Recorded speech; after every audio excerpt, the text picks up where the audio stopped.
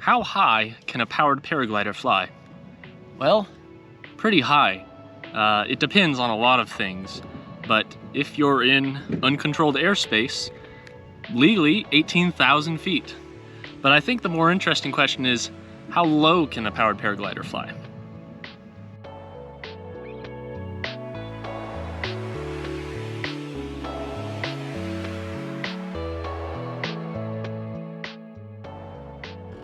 It's kind of a gross day to fly, to be honest.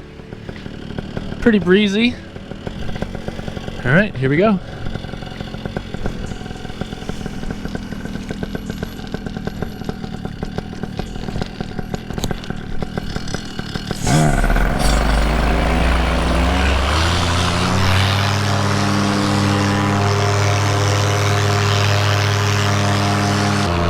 You may have also noticed I've got more gas than usual, about 2.5 gallons, and I'm wearing a coat.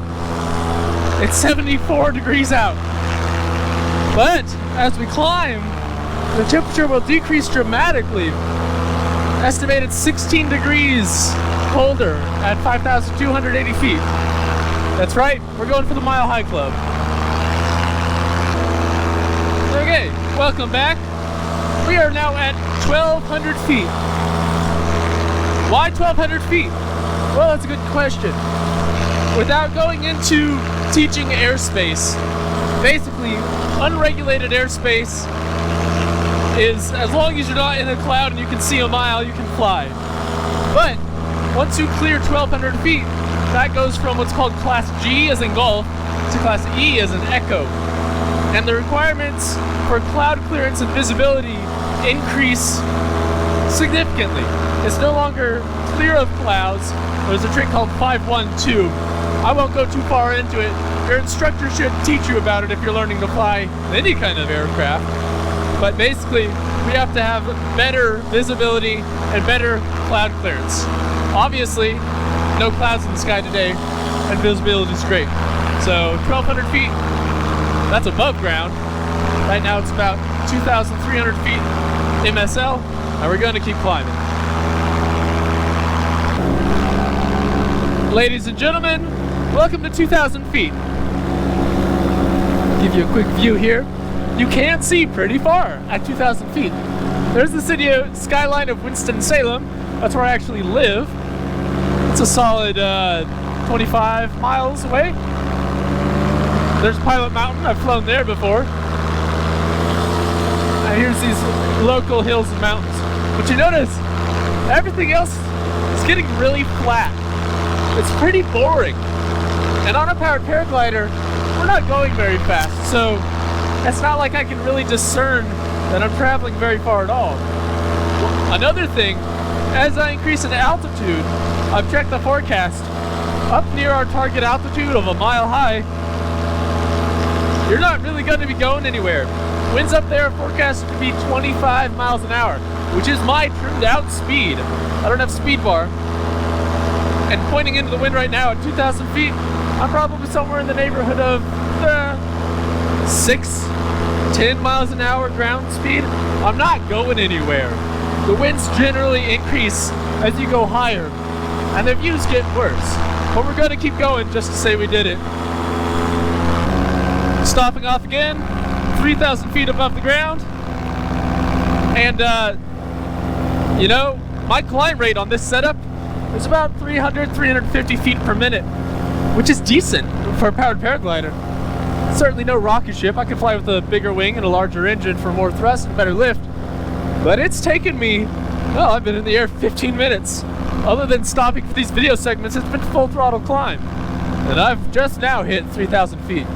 But you notice, other than it being a little hazier, 3,000 feet looks a lot like 2,000 feet, which is to say it's a little boring up here. You'll hear me say that a lot.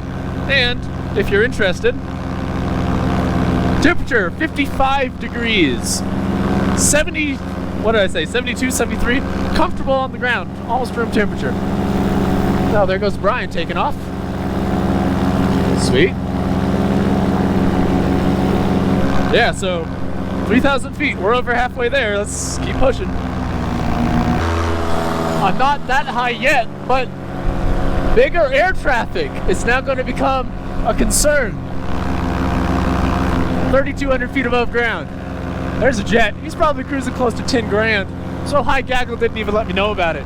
But I am going to have to keep a lookout for other airplanes. This is general aviation territory. Okay, up here, 4,000 feet above ground. I don't know if you can see him, but Brian is down below me, and the wind is in the same direction today at all altitudes. But Brian is making obvious progress across the ground, which means he's going faster than I am. I can see him moving forward across the terrain features, which means I'm not keeping up with him. The speed up here is, God, I'm barely moving.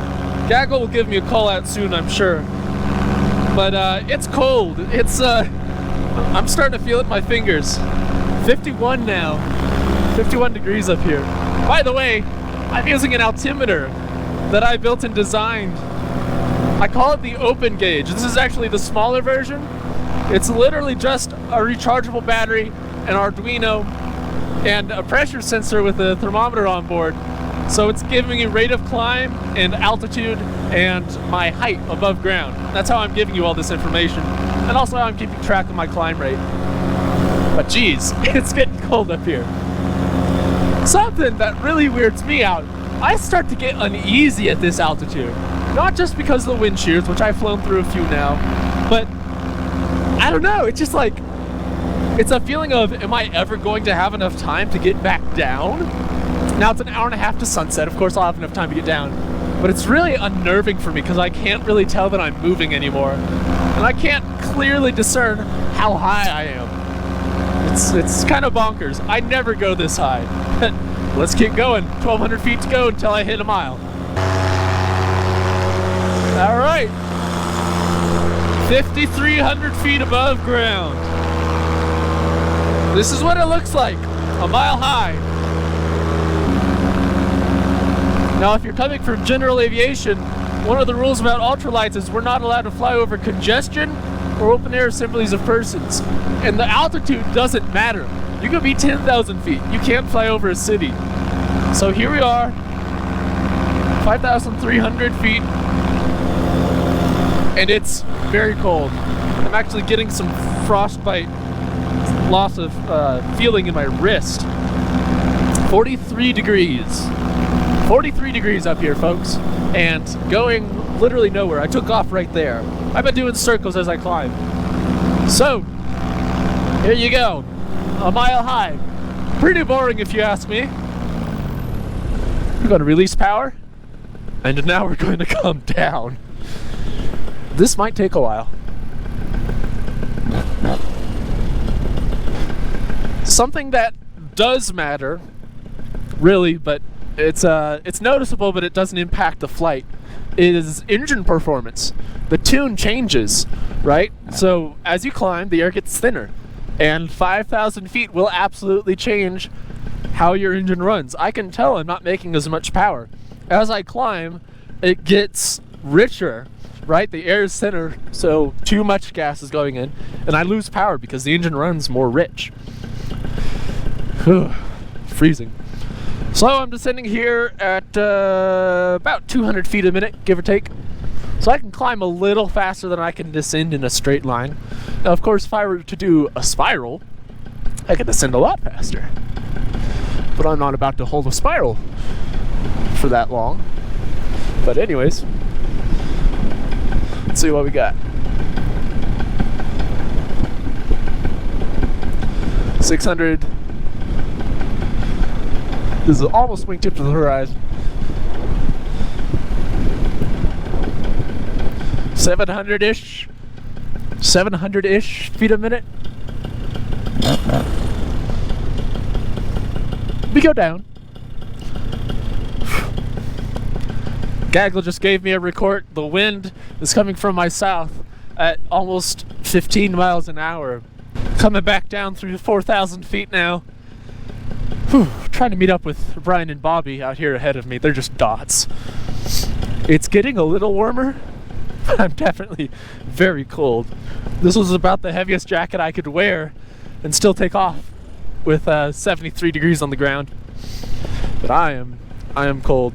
My gauge shows me 47 degrees. Really, the temperature should have been, you know, somewhere in the probably low 60s.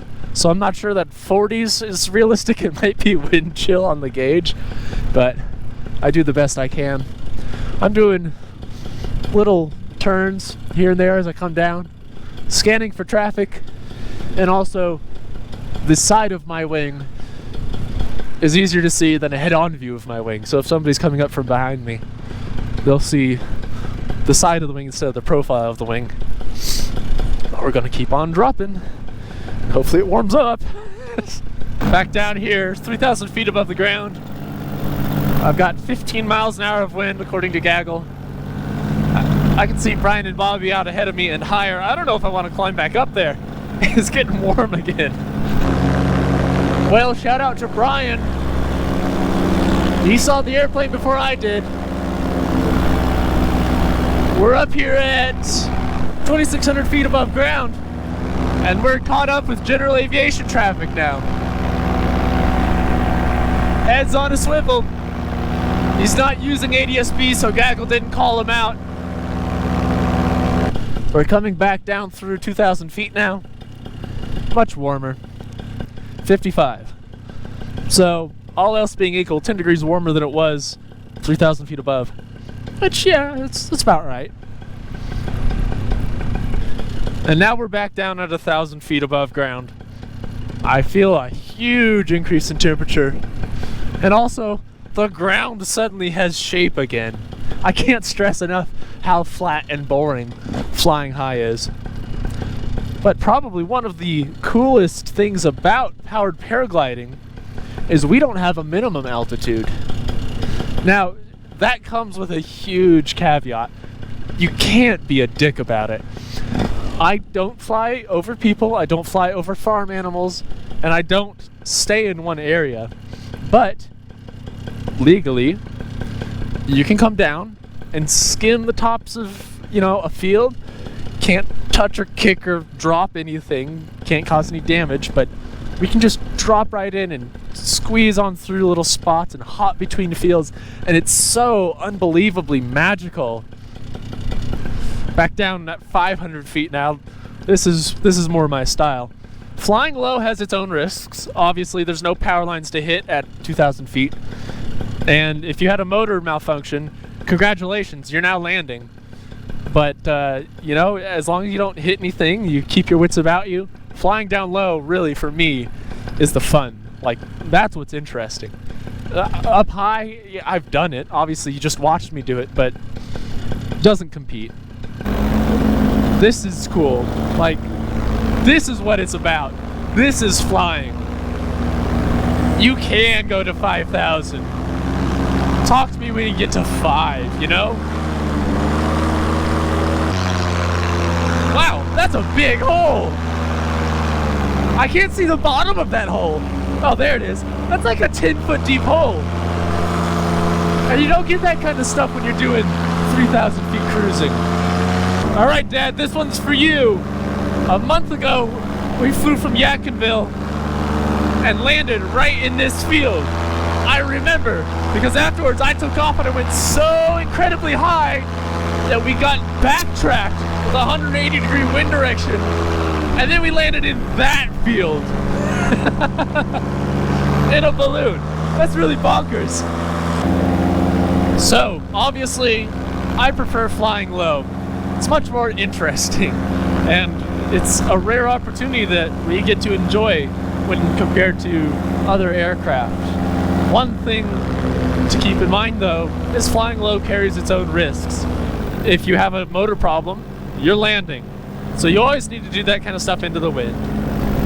The number one killers, I guess the number one or number two killers in the sport are water landings, drowning, and low acro. Both of those are obviously made worse by flying too low. So while it's more fun, it does have to be met with some respect. I do regularly clear 1,000 feet, but I rarely go past that. Not a lot to see, not a lot to do. Sure, we can, and I guess you can if you get one, get some training.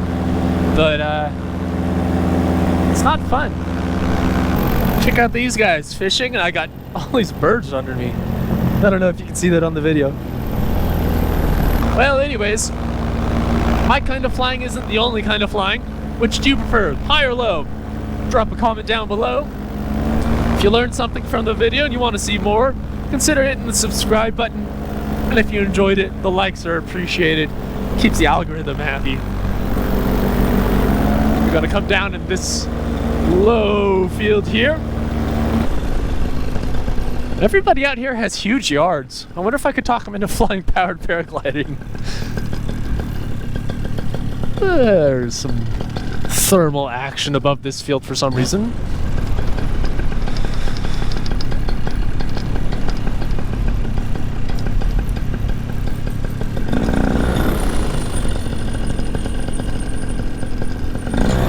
Yeah, how do you like that? About 4 feet off the deck.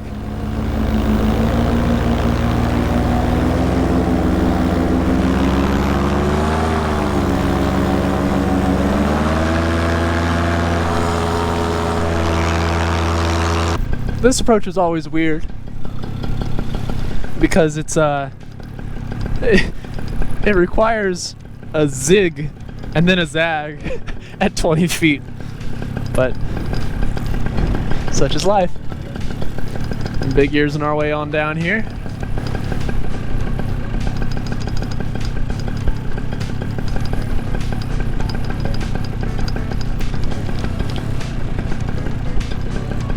All right. So you got to come in this way and then point it back into the wind, which is this way.